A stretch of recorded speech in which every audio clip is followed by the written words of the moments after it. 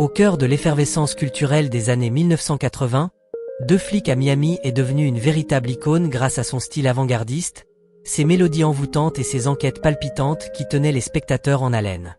Pourtant, derrière l'éclat de ses projecteurs flamboyants se cachent des destins marqués par la perte des étoiles qui ont brillé sur l'écran avant de s'éteindre dans des circonstances tragiques. Plongeons ensemble dans ces souvenirs, pour leur rendre hommage et raconter l'histoire de ces légendes que l'on n'oubliera jamais. James Joseph Brown, né le 3 mai 1933, apparaît dans Miami Vice en 1987 à l'âge de 54 ans dans le rôle de Lou Dong, un personnage secondaire mais marquant par son allure incisive et sa présence magnétique. Ce fut l'un des derniers éclats d'une carrière légendaire pour celui qu'on surnomme le parrain de la soul et le père du funk, immortalisé par des titres cultes comme I Got You ou c'est It Loud I'm Black and I'm Pro. Issu d'une enfance marquée par la misère, abandonné par sa mère et incarcéré à 16 ans pour vol, Brown atteignit les sommets tout en sombrant dans la drogue, les violences conjugales et de multiples démêlés judiciaires. Malgré une fortune estimée à 100 millions de dollars, il s'éteignit seul le 25 décembre 2006 des suites d'une insuffisance cardiaque due à une pneumonie, laissant derrière lui un héritage musical flamboyant mais entaché de nombreuses controverses. G. Gordon Liddy, né le 30 novembre 1930, apparaît dans Miami Vice en 1985 à l'âge de 55 ans dans le rôle du capitaine William Monsieur Real Estate Menor, un magnate de l'immobilier puissant et impitoyable, capable d'inspirer la crainte jusque dans les rangs du crime organisé. Bien qu'il ne soit présent que dans un seul épisode, Liddy marque les esprits par l'aura authentique d'un homme ayant réellement connu la vie hors la loi. Avant d'entrer dans le monde du cinéma, il fut agent du FBI, avocat et conseiller spécial du président Richard Nixon, mais également l'architecte du scandale du Watergate en 1972, qui fit vaciller toute l'administration. Condamné à 20 ans de prison pour conspiration, vol et obstruction à la justice, il ne purgea que 4 ans et demi, affirmant toujours ne rien regretter. Par la suite, il devint auteur, animateur radio et acteur, mais son image resta indissociable de ce scandale historique. G. Gordon Liddy s'est éteint le 30 mars 2021 en Virginie des suites de la maladie de Parkinson, à l'âge de 90 ans. Gregory Joseph Sierra, né le 25 janvier 1937 dans le quartier de Spanish Harlem à Manhattan, apparaît dans Miami Vice en 1984 à l'âge de 47 ans dans le rôle du lieutenant Lou Rodriguez, premier chef de l'unité antidrogue. Ce personnage, censé servir de pilier à l'intrigue, est pourtant supprimé après seulement 4 épisodes, en partie à cause de tensions silencieuses avec l'équipe et de son refus de s'installer durablement à Miami. Auparavant, Sierra était déjà un visage familier de la télévision américaine grâce à Sanford and Son et Barney Miller, mais après Miami Vice, sa carrière ralentit progressivement. Sa vie personnelle fut marquée par la tragédie lorsque sa seconde épouse, Suzanne Pollock, mit fin à ses jours 2 ans après leur mariage, le plongeant dans une profonde dépression et dans l'isolement. Gregory Sierra s'est éteint le 4 janvier 2021 en Californie, à l'âge de 83 ans, des suites d'un cancer de l'estomac et du foie, laissant derrière lui une carrière riche en rôles marquants mais aussi empreinte de nombreuses douleurs. Tony Andra, né le 10 juillet 1941 dans le Hertfordshire, en Angleterre, apparaît dans Miami Vice en 1987 à l'âge de 46 ans dans le rôle de Gordon Wiggins, un personnage secondaire auquel il insuffle son humour satirique incisif caractéristique.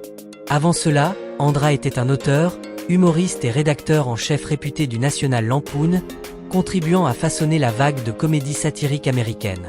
Toutefois, l'apogée de sa carrière fut assombrie en 2004 lorsque sa fille, Jessica Andra, l'accusa d'abus sexuels durant son enfance, une accusation indirectement corroborée par plusieurs témoins, bien qu'il la nia vigoureusement. Ce scandale, combiné à une longue lutte contre la dépression et l'alcoolisme, le fit pratiquement disparaître de la scène publique après 2005, vivant discrètement grâce aux droits d'auteur et aux redevances de ses œuvres. Tony Andra s'est éteint le 4 mars 2021 à l'âge de 79 ans des suites de complications liées à la sclérose latérale amyotrophique, clôturant une vie à la fois éclatante de verve comique et marquée par de vives controverses. Denny Farina, né le 29 février 1944 à Chicago, fut policier criminel avant de se tourner vers Hollywood. Dans Miami Vice, il apparaît dès 1984 à l'âge de 40 ans dans le rôle d'Albert Lombard, un parrain de la mafia de Miami à la fois charismatique et dangereux, qui contribue à tisser des intrigues haletantes au fil de 3 épisodes. Sa carrière d'acteur s'envole ensuite avec Law et Order et Snatch, mais son tempérament explosif lui vaut plusieurs accrochages sur les plateaux. En 2008, il est arrêté à l'aéroport de Los Angeles pour port d'armes chargées, alimentant des rumeurs de déclin de mémoire. L'affaire se solde par une peine avec sursis et 2 ans de probation, mais son image en ressort écornée. Bien qu'il ait amassé une fortune estimée à 8 millions de dollars grâce au cinéma et à l'immobilier, sa vie privée reste marquée par la solitude après son divorce.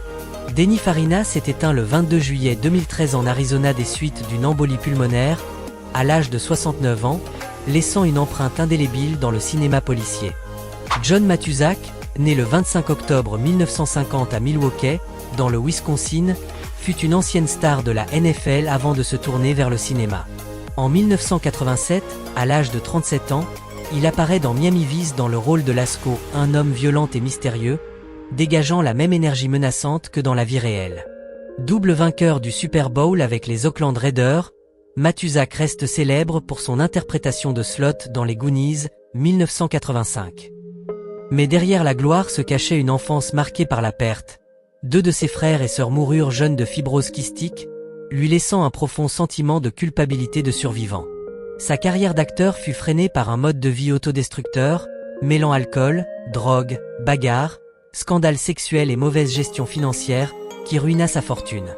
Le 17 juin 1989, John Matuszak meurt à 38 ans d'une insuffisance cardiaque due à une hypertrophie cardiaque, aggravée par un empoisonnement aigu au Darvocet et la présence de cocaïne dans le sang, mettant un terme tragique à la vie de ce géant au destin brisé. Aing Ngor, né le 22 mars 1940 au Cambodge, était gynécologue-obstétricien avant de devenir acteur par hasard. En 1987, à l'âge de 47 ans, il apparaît dans Miami Vice dans le rôle de l'inspecteur Nguyen Van Tran, un homme hanté par les souvenirs de guerre et déchiré par des loyautés contradictoires, apportant une profondeur émotionnelle rare à l'épisode. Ngor remporta l'Oscar pour son interprétation de Dit Prend dans la déchirure, 1984, mais sa vie fut marquée par la tragédie. Sous le régime des Khmers rouges, il dut cacher son éducation pour survivre et assista, impuissant, à la mort de son épouse enceinte, victime de complications obstétricales qu'il aurait pu soigner, au risque de sa propre vie. Réfugié aux États-Unis, il vécut discrètement, ne se remaria jamais et consacra l'essentiel de ses revenus à des œuvres caritatives pour son pays natal. Le 25 février 1996, Aing Ngor fut abattu devant son domicile à Los Angeles. Les autorités conclurent à un vol à main armée, mais beaucoup soupçonnèrent un assassinat à motif politique. Il s'est éteint à 55 ans, emportant avec lui une douleur jamais apaisée. Mario Ernesto Sanchez, né le 15 décembre 1949 à La Havane, Cuba, est un acteur cubain resté longtemps associé à Miami Vice à travers de nombreux petits rôles, dont le plus marquant fut celui d'Izzy Moreno, un intermédiaire rusé, à la fois drôle et filou, apportant des respirations comiques au cœur de l'atmosphère tendue de la série. Présent dès 1984, à seulement 35 ans, il devint un visage familier du public tout en contribuant à représenter la communauté cubaine de Miami à l'écran. En dehors des plateaux, Sanchez fonda le Teatro Avant, se consacrant au théâtre tout en affrontant des difficultés financières pour maintenir cette troupe à but non lucratif. Vers la fin de sa vie, sa santé déclina en raison de complications cardiaques chroniques. Le 16 janvier 2025, Mario Ernesto Sanchez s'est éteint à Miami à l'âge de 75 ans des suites d'une insuffisance cardiaque, clôturant le parcours d'un artiste discret mais profondément ancré dans le cœur des spectateurs. Willie Nelson, né le 29 avril 1933 à Abbott, au Texas, était une légende de la musique country américaine avant de surprendre le public en apparaissant dans Miami Vice en 1986, à l'âge de 53 ans, dans le rôle de Jimmy Cole, un trafiquant d'armes à l'allure affable mais à la cruauté dissimulée, apportant à l'épisode une touche à la fois âpre et singulière. Auparavant, Nelson s'était imposé avec des classiques intemporels comme On the Road Again et Always on My Mind, mais sa vie fut jalonnée de turbulences. Dépendance au cannabis, scandales financiers et dettes fiscales dépassant 16 millions de dollars, entraînant la saisie de ses biens. Arrêté à plusieurs reprises pour possession de stupéfiants, il demeura fidèle à son mode de vie libertaire. Bien qu'ayant dépassé les 80 ans, Nelson continua de se produire jusqu'au déclin de sa santé. Le 9 juillet 2023, Willie Nelson s'est éteint à l'âge de 90 ans des suites de complications liées à une insuffisance cardiaque, clôturant le parcours d'un artiste rebelle et d'une icône immortelle de la musique américaine. Don Johnson, né le 15 décembre 1949 à Flat Creek, dans le Missouri, est devenu une icône de la télévision en incarnant le détective Sonny Crockett dans Miami Vice dès 1984, à l'âge de 35 ans. Avec son allure de playboy, ses vestes blanches portées sur des t-shirts et sa Ferrari Testarossa, Johnson a non seulement redéfini l'image du flic infiltré charismatique, mais a aussi contribué à faire de la série un véritable phénomène culturel mondial. Ce rôle lui valut un Golden Globe et ouvrit la voie à de nombreuses opportunités au cinéma, à la télévision et dans la musique, avec des rôles marquants dans Nash Bridges, Django Unchained ou encore Knives Out. En dehors des plateaux, il fit souvent parler de lui pour sa vie sentimentale mouvementée et son goût pour le luxe, tout en conservant une carrière solide sur plus de 4 décennies. En 2025, à 75 ans, Don Johnson continue d'apparaître régulièrement à l'écran et demeure l'un des visages les plus emblématiques de l'histoire de la télévision américaine. Philip Michael Thomas, né le 26 mai 1949 à Columbus, dans l'Ohio, a marqué durablement le public mondial en incarnant le détective Ricardo Rico Tubb dans Miami Vice en 1984, à l'âge de 35 ans. Avec son allure impassible, ses costumes aux couleurs vives et son regard déterminé, Thomas forma avec Don Johnson un duo légendaire qui fit de la série un symbole culturel des années 1980. Après Miami Vice, il poursuivit sa carrière à la télévision, prêta sa voix à des jeux vidéo tels que Grand Theft Auto, Vice City et Vice City Stories, tout en se consacrant à la musique, bien que ses albums n'aient pas rencontré un grand succès. Thomas est également connu pour avoir inventé le terme ego, ambition de remporter un Emmy, un Grammy, un Oscar et un Tony, un rêve qu'il n'a toutefois pas accompli. En 2025, à 76 ans, Philip Michael Thomas mène une vie discrète en Floride, restant dans les mémoires comme l'un des visages ayant défini le style et l'esprit intemporel de Miami Vice. Sondra Santiago, née le 13 avril 1957 dans le Bronx, à New York, d'origine cubaine et portoricaine, s'est imposée avec force en incarnant la détective Gina Calabrese dans Miami Vice dès 1984, à l'âge de 27 ans. Son personnage, à la fois intelligent, courageux et profondément humain, apporta une dimension féministe et une sensibilité particulière à une série dominée par l'affrontement tendu entre policiers et criminels. Après ce succès, Santiago confirma son talent sur les planches de Broadway et participa à de nombreuses pièces ainsi qu'à des séries télévisées populaires comme One Life, Two Live et Guiding Light. Elle fut saluée pour sa capacité à incarner aussi bien des figures fortes que des rôles chargés d'émotions. En 2025, à 68 ans, Sondra Santiago poursuit sa carrière artistique et demeure dans la mémoire du public comme l'une des figures féminines singulières qui ont contribué au charme intemporel de Miami Vice. Olivia Brown, née le 10 avril 1960 à Francfort, en Allemagne, a grandi aux États-Unis et accéda au rang de star de la télévision en incarnant la détective Trudy Joplin dans Miami Vice dès 1984, à l'âge de 24 ans. Collègue proche et allié fidèle de Gina Calabrese, son personnage mêlait acuité professionnelle et charme naturel, apportant un équilibre bienvenu à l'intensité dramatique de la série. Après Miami Vice, Brown poursuivit sa carrière avec succès, notamment dans le rôle de Vanessa Hargrave dans la sitcom 227, et fit des apparitions remarquées dans des séries populaires telles que Lois et Clark ou Moesha. Grâce à un jeu naturel et à un visage avenant, elle devint l'incarnation de la jeune policière déterminée et attachante sur les écrans des années 1980 et 1990. En 2025, à 65 ans, Olivia Brown conserve tout son charme et demeure, pour le public, l'un des visages emblématiques et nostalgiques de Miami Vice. Michael Talbot, né le 23 février 1955 à Waverly, dans l'Iowa, est devenu un visage familier du public mondial en incarnant le détective Stan Switek dans Miami Vice dès 1984, à l'âge de 29 ans. Aux côtés de son partenaire Larry Zito, son personnage apportait des moments de légèreté et de quotidien, équilibrant la tension des affaires périlleuses et offrant un regard plus humain sur le travail des policiers infiltrés.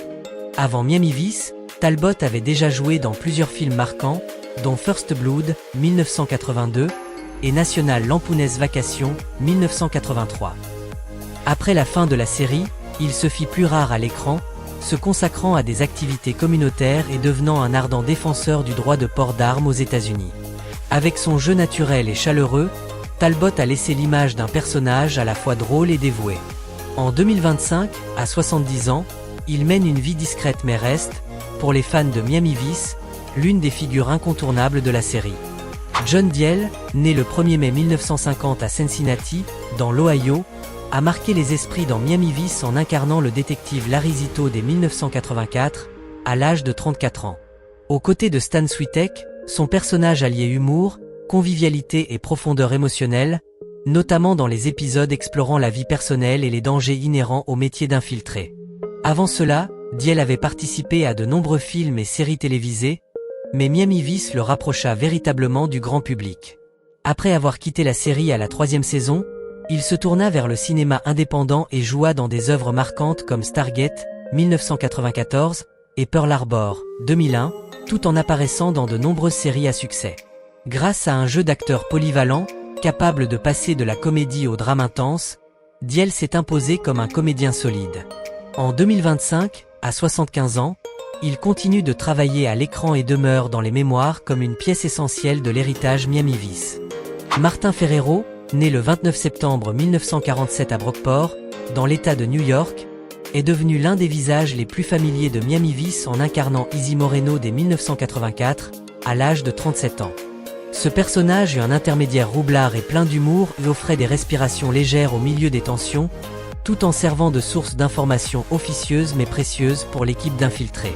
Avant Miami Vice, Ferrero travaillait surtout au théâtre et tenait divers seconds rôles, mais il acquit une notoriété internationale grâce à son interprétation de l'avocat Donald Gennaro dans Jurassic Park, 1993, célèbre pour sa disparition spectaculaire face au T-Rex. Il est également apparu dans Get Shorty, 1995, ainsi que dans de nombreuses séries télévisées. Grâce à son jeu vif et nuancé, Ferrero a été salué pour son charisme et sa capacité à insuffler de la personnalité à ses rôles. En 2025, à 77 ans, il mène une vie discrète mais reste, pour les fans de Miami Vice, une figure incontournable de la série. Ian McShane, né le 29 septembre 1942 à Blackburn, dans le Lancashire, en Angleterre, apparaît dans Deux flics à Miami en 1985, à l'âge de 43 ans, dans le rôle de Calderon, un baron de la drogue impitoyable et ennemi juré de Sonny Crockett et Rico Tubb. Son personnage, véritable menace des premières saisons, déclenche une série d'intrigues haletantes qui portent l'affrontement entre la police et le monde souterrain à son paroxysme. Avant cela, McShane s'était fait connaître au Royaume-Uni grâce à Lovejoy, mais après Deux flics à Miami, il élargit sa carrière à Hollywood, culminant avec le rôle d'Al Swearengen dans Deadwood, qui lui valut un Golden Globe. Il a également marqué le public dans John Wick, Pirates des Caraïbes, La Fontaine de Jouvence et prêté sa voix à de nombreux films d'animation. Avec sa voix grave et rocailleuse et son charisme magnétique, McShane est considéré comme un maître dans l'art d'incarner des personnages puissants et machiavéliques. En 2025, à 83 ans, il continue de jouer avec la même intensité, séduisant encore plusieurs générations de spectateurs. Ben Stiller, né le 30 novembre 1965 à New York, fut l'un des plus jeunes invités spéciaux de Deux flics à Miami, apparaissant en 1987 à seulement 22 ans dans un petit rôle qui apporta une touche de fraîcheur et d'humour à l'atmosphère souvent tendue de la série. À l'époque, Stiller débutait sa carrière et s'essayait à divers domaines, de l'interprétation à l'écriture en passant par la réalisation. Il est ensuite devenu l'une des stars de la comédie d'action les plus populaires d'Hollywood, à l'origine du succès de films cultes comme Zoolander et Tonnerre sous les tropiques. Au-delà de son talent comique, Stiller a prouvé ses capacités dans des rôles plus dramatiques et en tant que réalisateur lauréat d'un Emmy Award. Avec un humour incisif teinté de satire, il a bâti une carrière solide sur plus de 3 décennies. En 2025, à 59 ans, Ben Stiller reste très actif dans le cinéma et est considéré comme l'un des artistes les plus polyvalents de Hollywood. Bruce Willis, né le 19 mars 1955 à Idar Oberstein, en Allemagne de l'Ouest, apparaît dans Deux flics à Miami en 1984, à l'âge de 29 ans, dans le rôle de Tony Amato, un trafiquant d'armes violent qui contribue à l'un des épisodes les plus intenses et tendus de la première saison. À l'époque, Willis était encore un jeune acteur peu connu, mais cette prestation en tant qu'invité attira l'attention avant qu'il n'explose sur la scène mondiale avec la saga Piège de cristal, 1988, dans la peau de John M. Seclan, devenant une icône du cinéma d'action.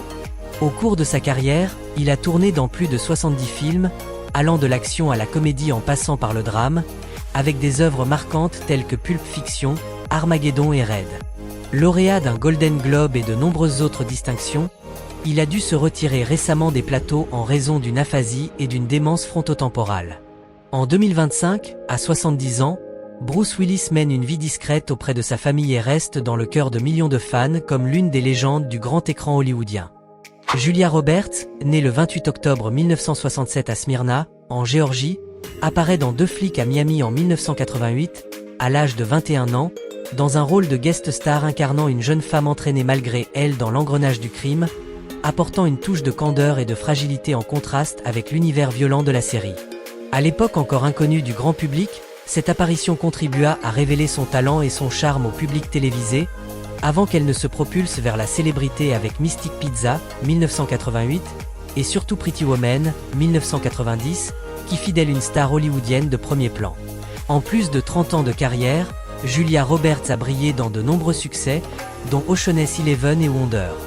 Avec son sourire éclatant et son jeu empreint d'émotion, elle a été consacrée fiancée de l'Amérique. En 2025, à 57 ans, Julia Roberts conserve un charme intact et demeure l'une des actrices les plus appréciées au monde. Liam Neeson, né le 7 juin 1952 à Ballymena, en Irlande du Nord, apparaît dans Deux flics à Miami en 1986, à l'âge de 34 ans, dans le rôle du chef d'un gang criminel européen, apportant une froideur et une dangerosité qui rendent l'épisode particulièrement intense et mémorable. À cette époque, Neeson débutait à peine sa carrière aux États-Unis, mais sa capacité à incarner des personnages profonds et nuancés attira rapidement l'attention de grands réalisateurs. Il se révéla ensuite dans des rôles marquants tels qu'Oscar Schindler dans La liste de Schindler, 1993, qui lui valut une nomination aux Oscars, le Jedi Qui-Gon Jinn dans Star Wars, La menace fantôme, 1999, ou encore la saga d'action Taken, 2008, qui fit de lui une icône du justicier d'âge mûr à Hollywood. Il participa également à de nombreux drames et thrillers, consolidant son statut de star international. En 2025, à 73 ans, Liam Neeson continue de tourner activement et conserve toute sa prestance, demeurant l'un des acteurs les plus polyvalents et endurants du cinéma mondial. Phil Collins, né le 30 janvier 1951 à Chiswick, Londres, est une légende de la musique internationale avant de surprendre le public en apparaissant dans Deux flics à Miami en 1985, à l'âge de 34 ans, dans le rôle de Phil Mayhew, un escroc astucieux dans l'épisode Phil the Shield.